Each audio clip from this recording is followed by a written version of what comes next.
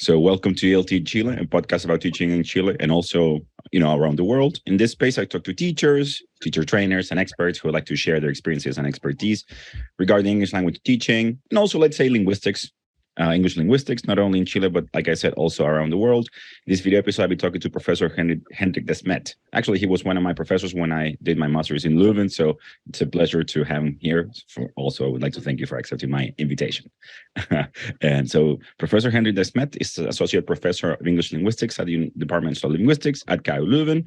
His research is concerned with the mechanisms of language change, particularly the question how innovations arise and spread, both within a language system and within a speech community.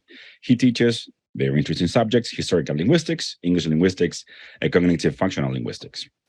Hendrik De Smet studied Germanic philology at KU Leuven and as an exchange student at the University of Helsinki.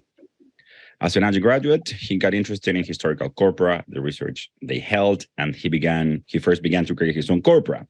After graduating, he started on a doctoral project under the supervision of another let's say, excellent professor, Herbert Keukens at KU Leuven, and Olga Fischer at the University of Amsterdam, in which he investigated the development of new complement types in the English system of complementation. Since then, he has contributed to historical syntax of English, has been creating more and bigger corpora, and has further explored the mechanisms such as reanalysis, analogy, productivity, and competition that are behind the processes of change by which languages are gradually transformed. In addition to his work as a researcher and corpus compiler, Professor De Smet contributes to the field as a member of several editorial boards and as associate editor of Cognitive Semantics. Supervises young researchers, the ones we need a lot, who investigate various aspects of the history of English. He strives to make the scientific insights of his discipline more accessible to the general public through the through the blog InSpraak, which he co-founded. And that's something, that's also the idea of this podcast, is basically to make knowledge more accessible to the general public. So, Hendrik De Smet, thank you very much for accepting my invitation to the podcast. So I have many questions for you. So let's get started. How are you doing? Well, great, thank you. And it's really nice that you mentioned that you once were one of my students. It's actually a real privilege to be able to teach international students from many different places in the world. But there's also a kind of sadness about it, because once they leave, you feel like you will never meet them again. But see, so in your case, our paths have crossed again, and that's actually really nice. And it's really nice to see in what kinds of different places people might end up and how you might meet again. So thank you for inviting me. It's really nice to see you again, or to hear you again. Yeah, and also let's say, like, we are so far, and also let's say the influence that KU Leuven had, let's say, in my career, being and also like the building, that's something we talked about before, where you are, something like a building that I spent many afternoons on mornings, studying and talking to people there. So it's let's say, very interesting. So Hendrik, a general question: how did you become interested in language and linguistics? How did that begin? Well, I would say that when I look back now, it's clear that I have always enjoyed learning new languages. And back when I was a kid, we had a very strong language-oriented curriculum in secondary school. So we would start learning French. I myself am a speaker of Dutch. We would learn English, we would learn German. I had Latin and classical Greek, so that was a very already a very linguistically oriented program in secondary school back then, and it's not a complete surprise that this would have planted the seed for studies in linguistics. I was also really interested in literature. And at the same time, but again, this is of course post hoc, but what I think had a big influence on my development is, as a linguist, is that at one point I stumbled onto Steven Pinker's book, The Language Instinct. And this book is really about how languages work and what languages across the world have in common. And it's a book that really set me thinking, and that opened my eyes to the kinds of questions that linguists are trying to answer. So I would say that that has been a big influence as well. Yeah, and also I know that many of my Belgian friends, they told me that they had to learn Latin or Greek, which is something that we do not do here in Chile. Is basically depending on the school you go to, but it's basically English. Some people go to Italian schools or German schools here or French schools, but yeah, Latin and like Greek, and that's a big surprise. And yeah, and how did you decide to major in Germanic philology? Like, what made you choose that path? Yeah, for a long time, I didn't know that that was going to be my path. But to me, the choice had really been between psychology and philology. And in the end, I think I landed somewhere in between. Of course, I chose the Germanic philology, but then the psychology came back in, because as a linguist, you're always thinking about how language works in terms of how the human mind works. Psychology is always there in the background to some extent, and you just like to figure out as a linguist what's going on inside people's minds as they speak, and as they use language, as they learn language. So those two interests are, in the end, came together very nicely in my current work as a linguist. Yeah. Well, I know when I was reading your bio data, I mentioned that specific area, which is cognitive functional linguistics. And how would you explain that to somebody who doesn't know so much about it? How would you try to summarize that area? Yeah, I think the hardest thing is to explain what linguistics is, because many people have the wrong idea about this discipline. So many people just think it's about learning languages. Which to some extent, of course, it's related to. But really, linguistics is about how languages work.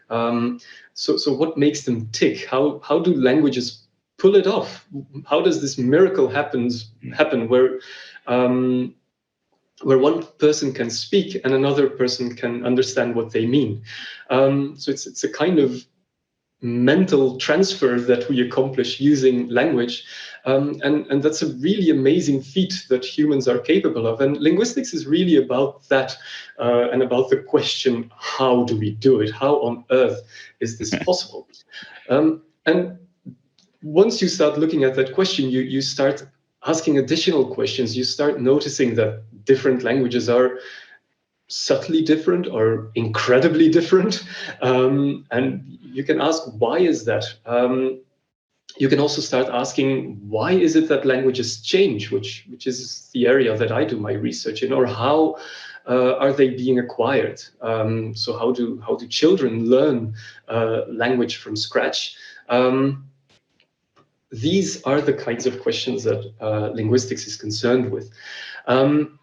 Cognitive functional linguistics is really just one particular way of approaching those linguistic questions. And I can take this apart in functional and cognitive. Functional basically means that you try to understand language just by looking at its function.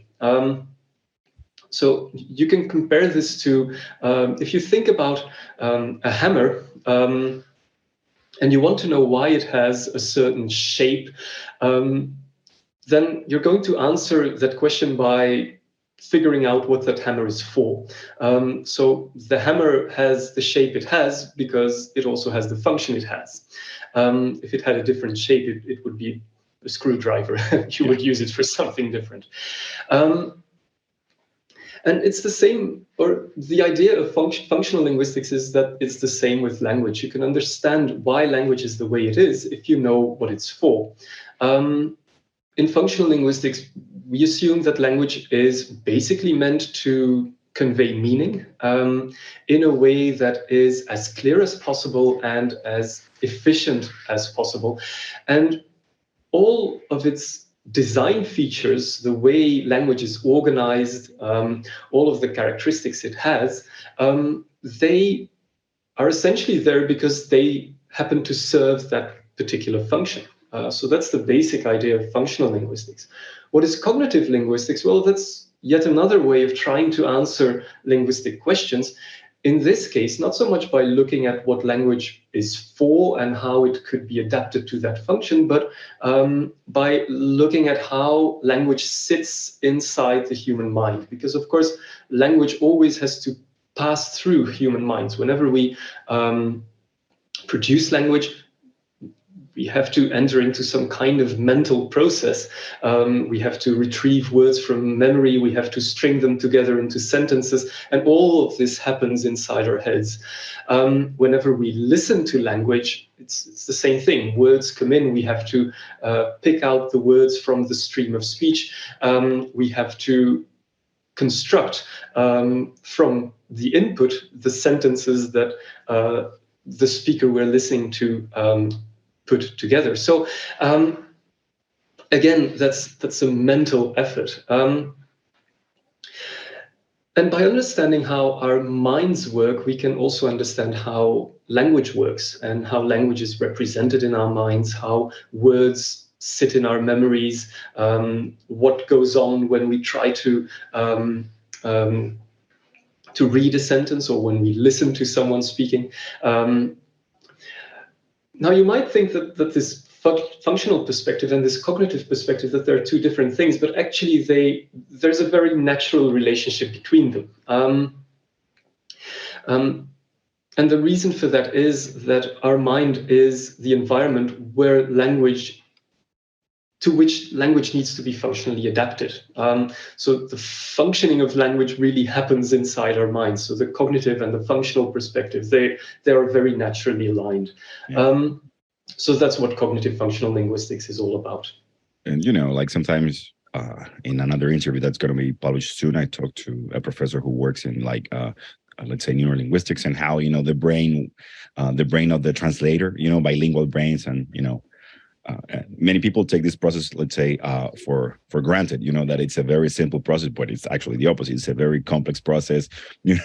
People, of course, like the idea of reading, understanding, and decoding, and those types of ideas which are very, let's say, complex. And yeah, I mean, cognitive functional, let's say, of course, they are connected, but it's kind of funny that we take that process for granted. Something that is, but it's a fascinating process.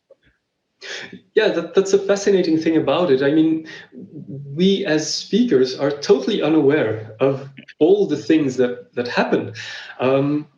Even producing a single word it's a complex sequence of articulatory motions that we have to execute. And if you think about it, it's actually hugely complex, and it all happens automatically. Which is amazing. So there's a huge area of complexity that's completely below the surface. People are unaware of it, and to bring that to light, that's really really very rewarding. At the same time, it's also what makes linguistics, I think, a somewhat difficult and abstract discipline. Because our minds have not been designed to think so consciously about language. Actually, our minds have been designed to do the exact opposite, to ignore that complexity and just pick out the meaning automatically. So we have to break through that all those automatic processes as linguists. And see them for what they are, and break into the subconscious working of language. Which I think is really is both so challenging, but also so surprising. Absolutely, and also the fact that you are a Dutch speaker and I'm a Spanish speaker, and we're communicating, by using English, which is not our native language. We also try to, let's say, figure that out. So yeah, that's a very interesting area. And also, I know that you teach another, course, historical linguistics, or maybe I think you do the research in that area. People probably, when they see that name, in a program, do you think that can sound a little threatening for people or for students when they first encounter it? Yeah, I'm pretty sure it does sound threatening. It sounds off-putting. It sounds bookish, probably boring, and yeah, I suppose it is an intimidating discipline. It is challenging, and it's very easy to get lost in all the detail. And and from experience, I can say that true. There is some pretty boring stuff out there. Um, um, I also think students have usually had some experience with older texts, and they will know that those texts can be difficult, that they're harder to read. If you just take a language like present-day English, and you start going back in time to trace its roots, then you enter the 19th century, and then you go into the 18th century, and you go further and further. And as you go back further in time, you see this language that you thought you knew turn into something completely different and becoming unfamiliar and strange. And at some point, the language becomes truly incomprehensible. I think for most students with a Germanic-speaking background, that would be around the year 1300. I guess for students who speak different languages, that would probably be a little bit, maybe around 1400. But even then, around 1300, you still have a long way to go, because you can still push further and further back in time, all the way to the very oldest Old English texts, and then we're speaking 7th, 8th century. And what you've got then is a language that is completely different from present-day English, completely incomprehensible. It's as different from present-day English as, say, Latin is from Spanish.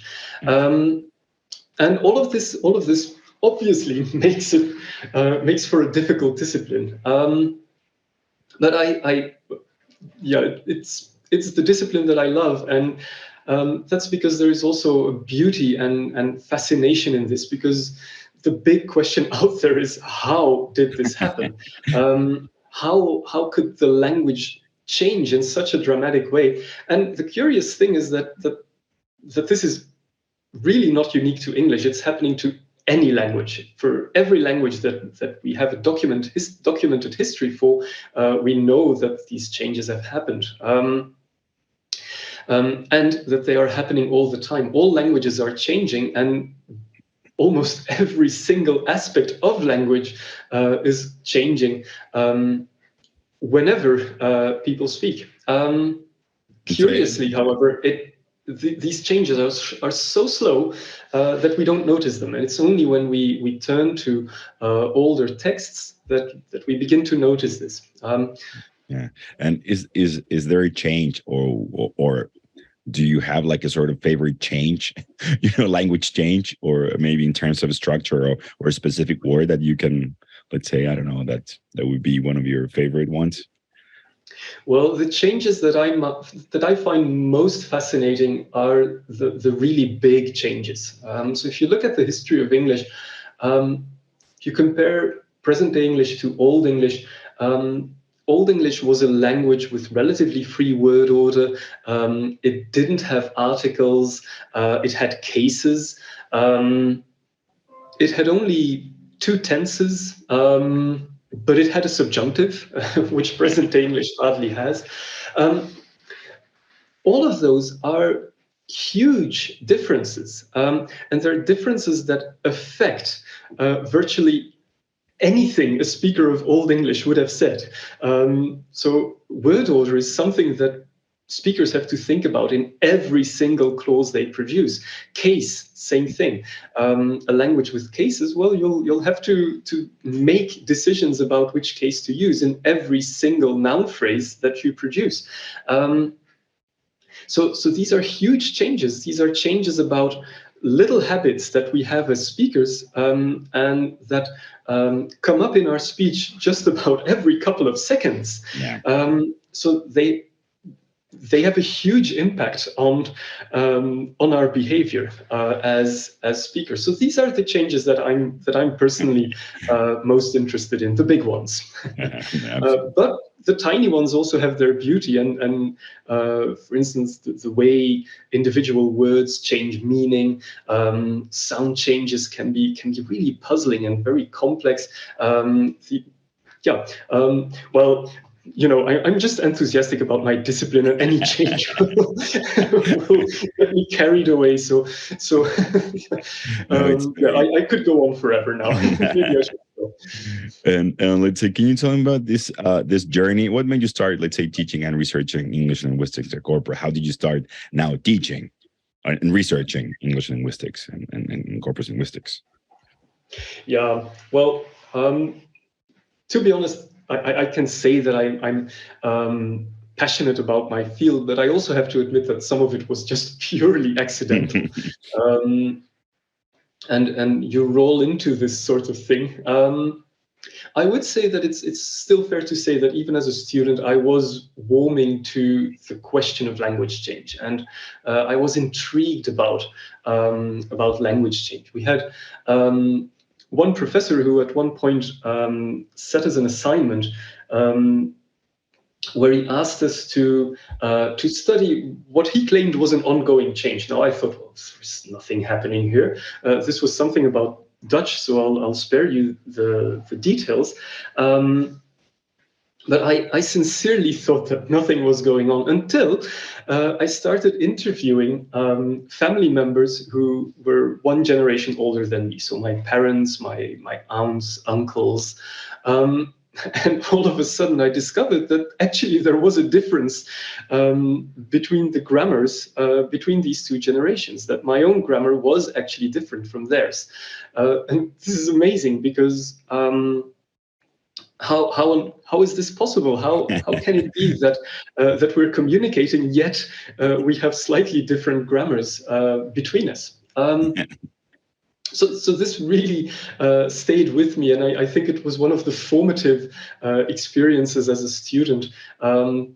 So it goes to show that if you set the right paper topic, you can really get your students hooked.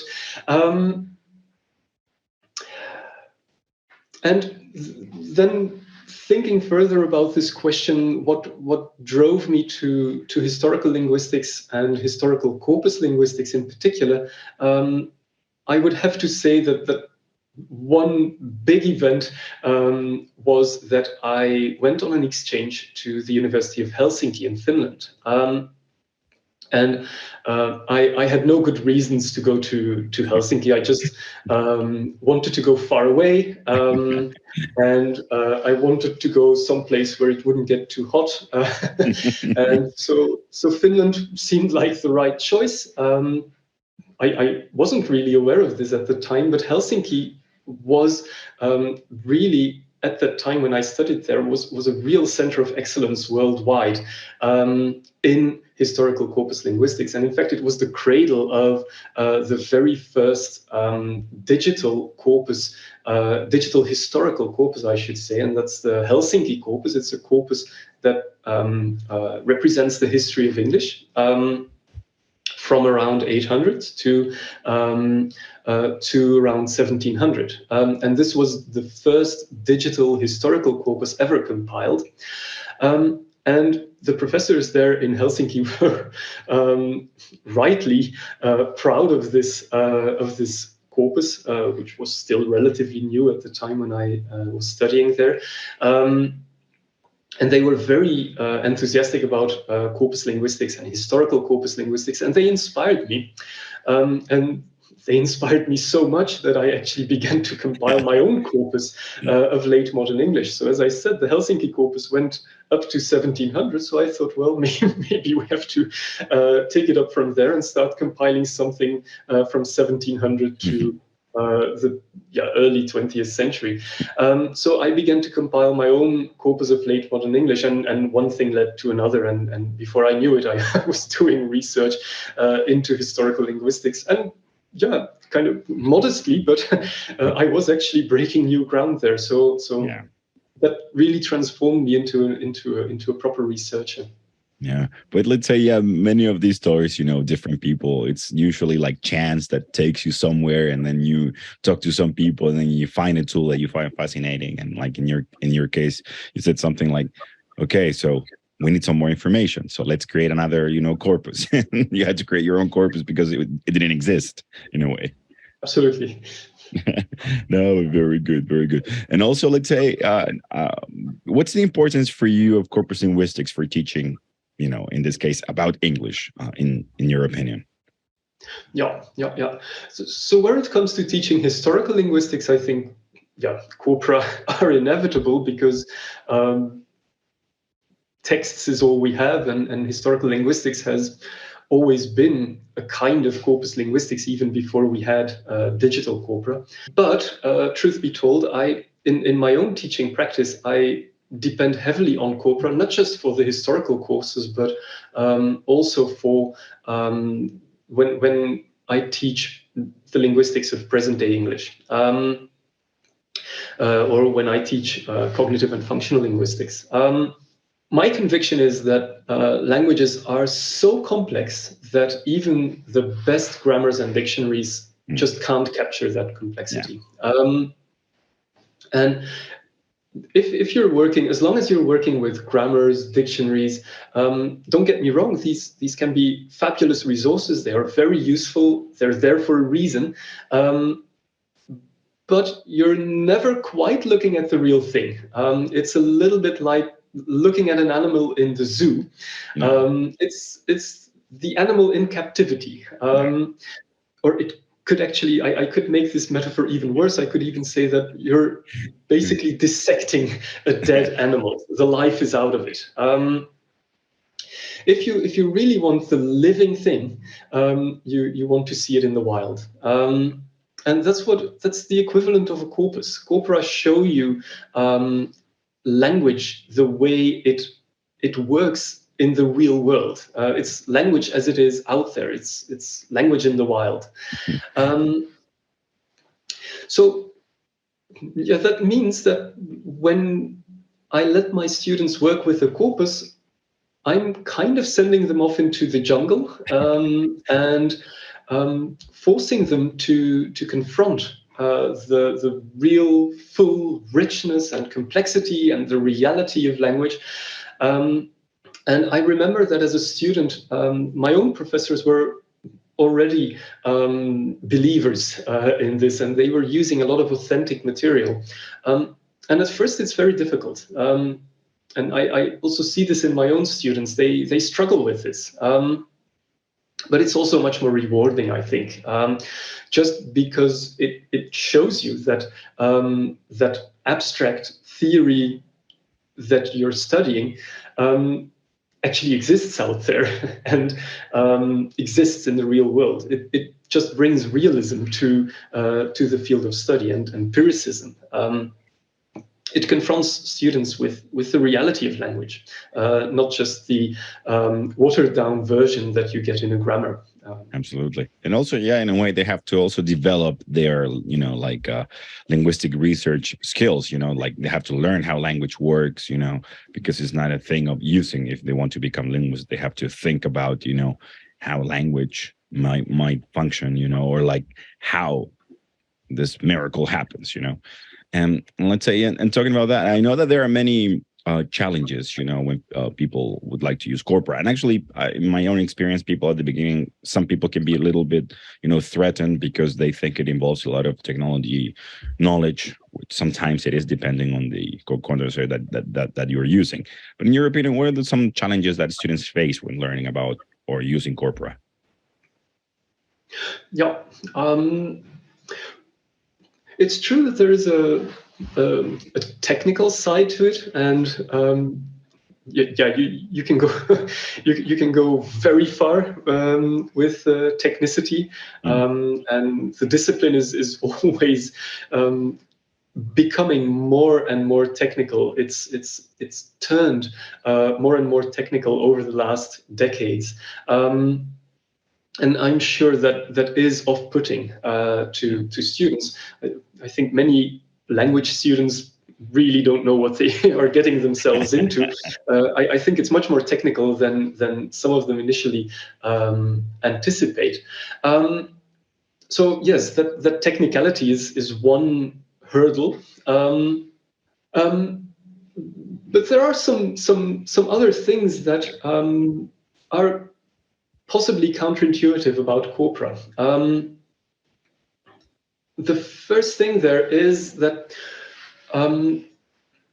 when you're using corpora, you're a little bit like a fly on the wall. So you're listening in on other people's conversations. And that's fun.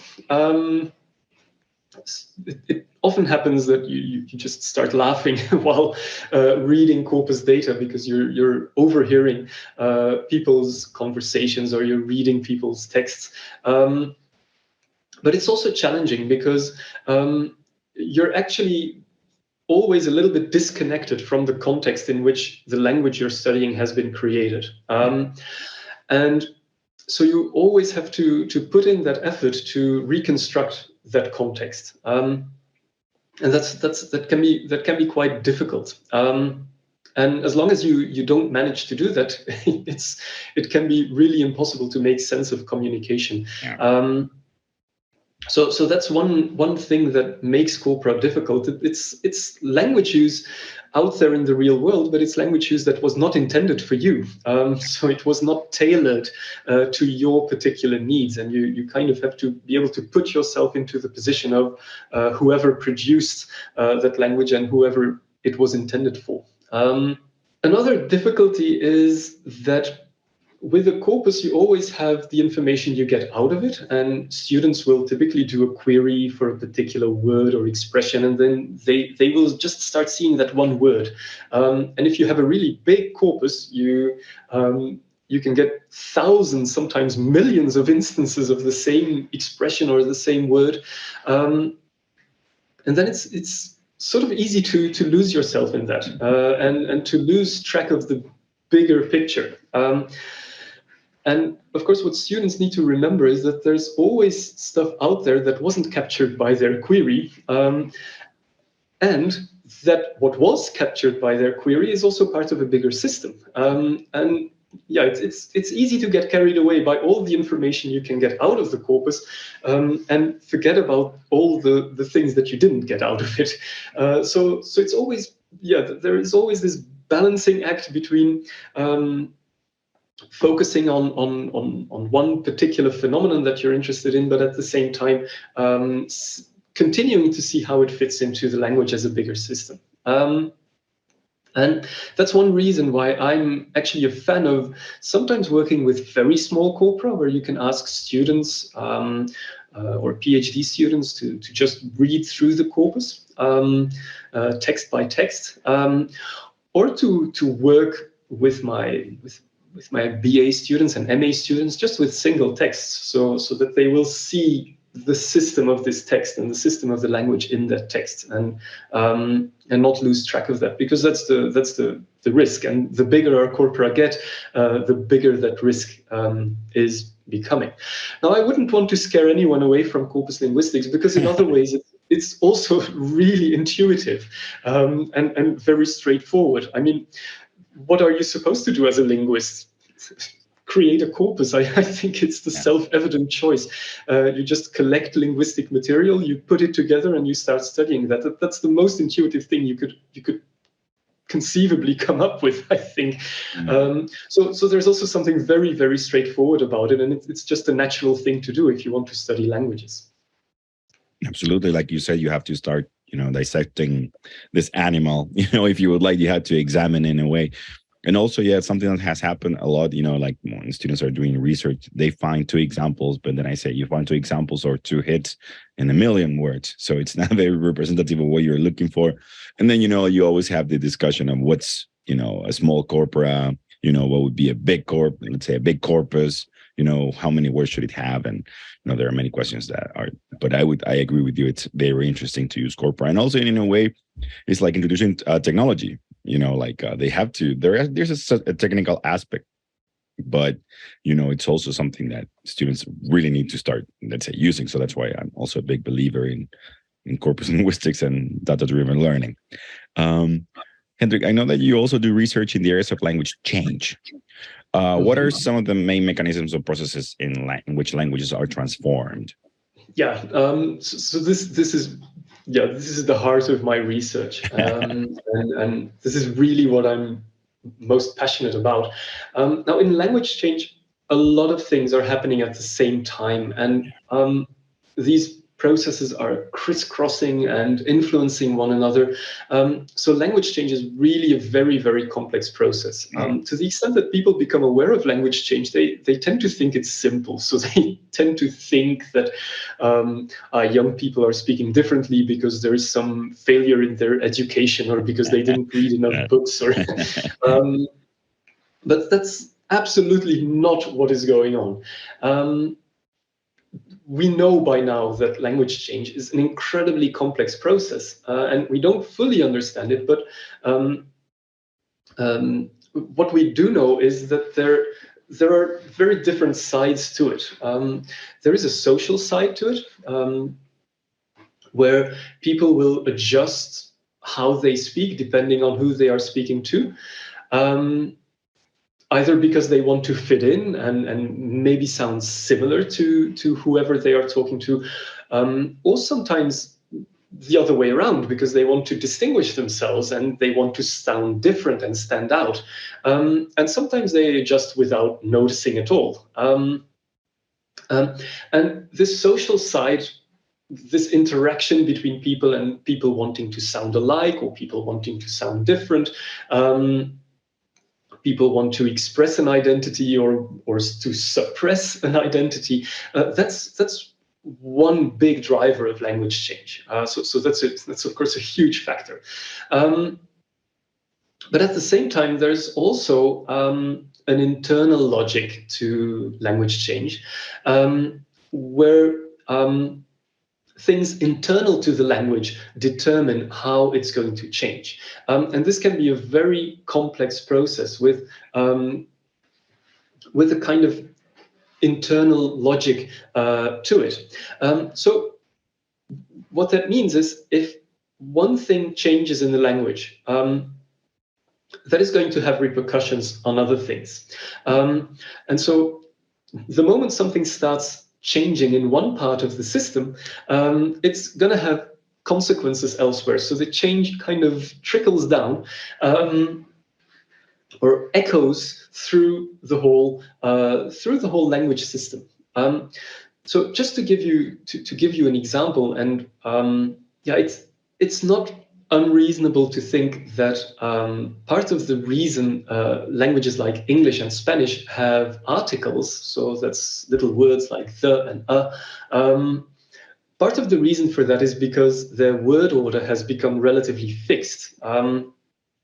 So words go into fixed places in the sentence. And the fact that their word orders got fixed is probably at least in part because they lost their case system. And the fact that they lost their case system is probably to a good extent due to a number of sound changes that happen to these languages.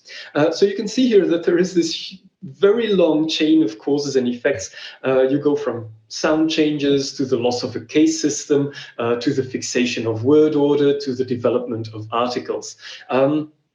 And yeah, you can see here that where you get a change in one place or in one property in the language, this is triggering changes elsewhere. And of course, that's one of the reasons why change just keeps continuing, because it never settles down. It never comes to a standstill, because you have this eternal dynamic of causes and consequences.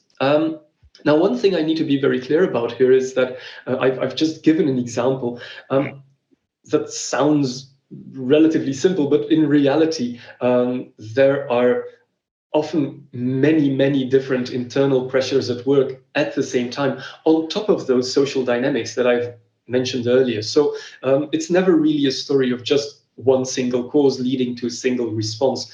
And that's probably also why languages keep doing different things and keep responding in different ways and evolving in different ways and diverging and converging in such fascinating ways. That's also what makes the discipline so interesting. It's like, this trace of invisible threats that you're trying to understand how they work, how they're interconnected in a way. But probably, yeah, I mean, if you isolate them, you're going to think of that there is just a line, but probably it's interconnected to maybe to another change somewhere, that you will have to figure out. But this is going to be endless, But also a complexity, but also, what's fascinating about linguistics. It's not that just you can isolate one item, but probably you're going to see that it's connected to so many different things. Absolutely, absolutely. Any particular change is going to have connections to other things that are going on, and that's why it's also so important to always keep an eye on the bigger system. That's one of the things that I really learned as a researcher in historical linguistics. It's not enough to even if you're looking at a single word, the history of a single word, you have to. Yeah. You have to understand the words around it and the contexts in which it occurs and the system that it's part of. And without that, you can't really fully understand anything that's going on in language. Absolutely. Professor De Smet, what are you working on at the moment? Any research project or any interesting ideas that you're developing? Yeah, my research is branching out in many directions, but the common denominator there is the thing that I've just talked about. It's these internal dynamics of language change and the way one change leads to the next, and this creates a certain determinism in language change. And it's really my conviction that historical linguistics can develop towards a more deterministic science, a little bit closer to let's say physics or chemistry, by trying to understand these complex processes where one thing causes another. And what I'm particularly interested in at the moment is semantic change. So that's change to the meanings of words, of expressions. And the question that I'm puzzled by is how meaning change sometimes happens and sometimes doesn't. So just to give one example here, if you take a word like English while, so that's a subordinating conjunction, and it used to mean just at the same time. So it would say that two things happen simultaneously. For instance, you could say something like, she read a book while the radio was on. So we have two events here, she reading a book, the radio being on, and while here's connects these two and says these things take place at the same time. So that's the meaning that while has always had. It still has that meaning. In present-day English, while also is often used to express contrast, and then it means something like although or but. For instance, you could say, while she didn't really like the book, she finished it anyway. Here we have two situations that aren't really connected by their simultaneity, but by a relationship of contrast. She finished the book even though she didn't really like it. That's what while means here. And you can see how one meaning might develop into another, and people have described this process, and it makes good sense. If you point out that two things happen simultaneously, then there's a reason for pointing that out, usually because it's surprising that they are simultaneous. So a lot of the time when we say two things happen at the same time, we say so precisely because you wouldn't expect for them to happen at the same time. So it's not too hard to see why while might develop from meaning at the same time to meaning although. Now, the funny thing is that if you look at German, we have the same word weil. So it's historically related. It goes back to the same Germanic root. And it also meant at the same time, but it didn't become a conjunction that marks contrast. So it didn't develop this although meaning, it developed a because meaning. And again, you can see how that might have happened, but the curious thing is, why does it go one way in English and why does it go the other way in German? So that's the kind of question that I'm preoccupied with at the moment. I can't tell you the answer, I'm afraid. Well, also let's say in the idea of historical linguistics, do you think it's important to study the history of English, especially if you would like to specialize in English linguistics? Yeah. So that's a very that's a very important question, and also a very difficult question, and it's one that I've been giving a lot of thought to recently. Of course, there's a lot of pressure on university courses and curricula to be somehow useful. And to serve students' future needs in their later jobs and careers and later lives, and I can see why. I mean, if we want our students to study history of English, we should have a reason for that. As a teacher, I'm supposed to answer yes. It's very important to study the history of English, but if we're being honest, this is not so self-evident, actually. Clearly, we do not need a lot of people who can read Old English. So there's only so many manuscripts in Old English. By now, I think we found all of them. So it's unlikely that any new ones are going to crop up.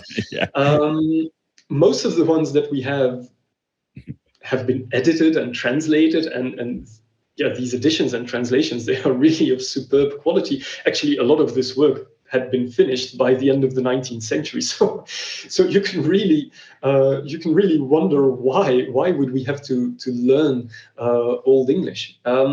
So most of my students are not going to end up as historical linguists, and that's a reality that I have to face. So to that, I would say, well, part of the reason for studying the history of English is just out of curiosity, and I think there's nothing wrong with that. It's okay for people to be curious about something and to just to get into something because they want to know more. And actually, that's very healthy. Not everything we do has to be useful. But if we do think about usefulness, there are some aspects to teaching history of English that I think earn it a place in the curriculum. To me, what really matters is a couple of things. So first, I think we need to give students a chance to really wonder at the amazing fact of language change. And that can't happen if you do not give them the older texts and try and read them with them. And it's only once students will start doing that they will realize that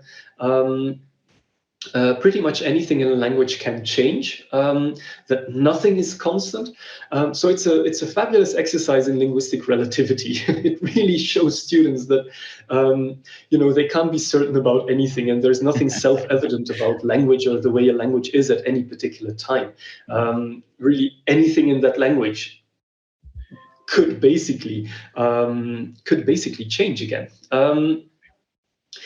So if we don't read these old texts with students, then they're never going to be able to see this or to catch this idea. And also, if we don't read these old texts with our students, then chances are that our students will never read them because they are challenging and difficult and sometimes boring. And that would be a real pity, because I think it's genuinely good for students to be confronted with those strange worlds that are captured in those texts. And of course, those texts, there's a lot of stuff in there that we do not agree with and that we find even offensive. To give a straightforward example, the way women are portrayed, if they feature in those texts at all, would be felt by us to be unacceptable. And I can imagine that some of the texts that I read with students are to some of my students genuinely painful for reasons such as those. But then it's also a historical reality, and you can't brush that aside. And reading those texts, you will also see that there is also a lot of humanity there. And it's just important, I think, to try and understand those different worldviews in the older texts, just without judging them, and to open yourself up to the way the world could have been conceived in completely different ways 500 years ago, 1,000 years ago. Absolutely. Yeah, and then finally, what I think is also just really good about a course in the history of English is that you really challenge students to become better linguists, because you confront them with linguistic differences, sometimes subtle, sometimes big, and you can force them to really think about how alternative language systems work. And it also gives them a better sense of where English as it is today, where it comes from, and what shaped it into what it is today. So, history of English is not going to cure cancer or or send rockets to Mars. I am aware of that, but I think it has its place, and I am convinced that we should cherish it, and that historical linguistics in general is something that we really shouldn't be losing. It would be a real pity. Yeah, absolutely, absolutely. And also, well, there are some things like you said, for example, like to see how the world was conceived in a specific, time, and also how, for example, words I think of awful, and awesome, how they began, and let's say what they have become today. And when you talk about those things to students, they see, oh yeah, that's right. Like, why is awful negative and why is awesome positive? It has the particle some, and the other one has full, and it gets them, thinking about language. So let's say that's an interesting process. True, absolutely. Yeah, and I think historical linguistics, let's say in that way, makes students, like you said, see how the world was conceived. Maybe some things are going to be unacceptable, but that's something that also existed. It's something that was part of how people, envisioned the world at that time. But it's also valuable, to actually see that. Yeah, it's the same reason we travel. Yeah. But it's just a lot cheaper and better for the environment to to travel through time rather than to travel through space. So Absolutely. So I can only recommend it. Yeah, absolutely. And just, yeah, let's say to finish up our interesting interview, what resources and alternatives can you suggest for the people who are watching or listening to this podcast? I don't know, any books, articles, something you've written, or maybe website or something that, say, you can recommend. Yeah, following up on what I just said, I would really just encourage people to read older texts, and that doesn't mean that you have to go medieval. So, for example, I like to work with Jane Austen novels with my students, because they are still very legible to a present-day reader. But when you begin to look at them more closely, you can see a huge amount of change. Not so much in the grammar. You see some change in vocabulary, and okay, yeah, there is some subtle grammatical change that's there. But you need a pretty well-trained eye to see that. But a lot of the changes in the pragmatics, in the way people use language and how they interact with one another. So, for example, people addressed each other in different ways, and the address terms that they chose were subject to different social rules that interacted with their linguistic systems. They would have different ways of organizing their conversation, so there would be slightly different rules about how you would take turns in a conversation. Or, for example, if someone gave you a compliment, you would have to respond in a slightly different way than you do today. And looking at all those things, it's actually it's really fun. And yeah, Jane Austen, as it happens, is really a very, very sharp and acute observer. I think she would have made a fantastic linguist. And as a reader of her novels, you really begin to get a feel of how people were interacting with each other in the early 19th century. But of course, I mean, you can go further and try and travel further back in time and read some of the really old stuff, like, say, read the Canterbury Tales in the original, or try and read Beowulf. And when you do, I mean, don't be too hard on yourself. Just take a translation, put that next to the original, and start working with the two, and you can actually learn a lot that way. Yeah. What I would really also recommend to anyone interested in languages and linguistics is just to learn a new language. I think the two things from my personal experience that most opened my eyes to linguistics, apart from just doing linguistics, of course, but that's first having children and seeing them acquire the language, and then second, just learning languages myself and seeing how I acquire them. Now, it's a lot easier to take up a language course than to raise a child. So the low-hanging fruit there is to enroll in a language course, and I would recommend take a language that's really unfamiliar and that's structurally very different. So coming from a European context, the languages that I initially learned, they were languages like Dutch and French and German and English. But from a typological point of view, that's basically the same language, but with different words. Yeah. I'm exaggerating, but there is some truth to that. And then when you turn to languages that are a little bit more exotic, that's when you get really challenged and you discover how different languages can be. And I think that's really fascinating. So I can only recommend that people try to, if they're interested in language and if they're willing to invest the effort into it, because it's not easy. But I would really recommend for people to learn many languages, many different languages, and structurally very different languages from different language families. And then, of course, the last thing that people interested in linguistics might do is read some of the popular linguistic literature. So there are some great books out there. I'm still a fan of Steven Pinker's The Language Instinct. I think it set me on my way towards linguistics.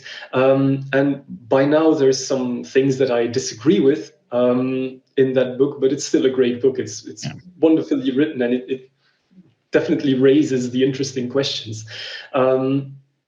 I could also recommend Guy Deutscher's book, Through the Language Glass, or if you're into something a bit more historical, Michael Coe's book on breaking the Maya code is really fascinating. So this is a book that describes how the Maya hieroglyphs were deciphered.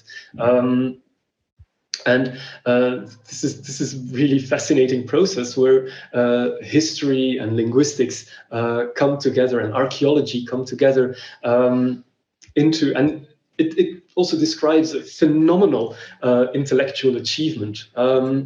So if you read that book, it's very, to use the word that you just used, it's really awesome or awful in its original sense. So these are books that can really open people's eyes to the beauty of our discipline, I would say. So I heartily recommend them. Yeah, absolutely. I mean, linguistics is a really beautiful discipline. It requires a lot of, we're like, in a way, like language detectives. We're trying to figure things out. Sometimes there's not a lot of evidence, and we're trying to, try to put all the pieces of this puzzle together, which is sometimes very difficult. And this requires a lot of, hypothesis.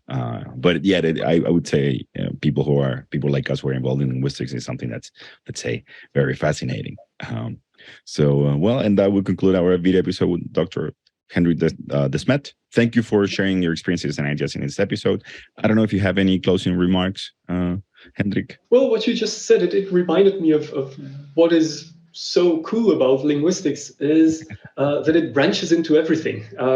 Yes. It branches into history, archaeology, but also into psychology, neurology, biology, sociology as well. Sociology all of it. I mean, you can't think of a science or a science in the humanities that linguistics doesn't have some kind of link with. And you're really at the nexus of it all when you study language. So to everyone out there, go and study languages and linguistics. It's a wonderful field. Yeah, thank you very much. So if you have any questions or comments, you can reach us at podcast@eltinchile.com. So thank you for listening. Until next time.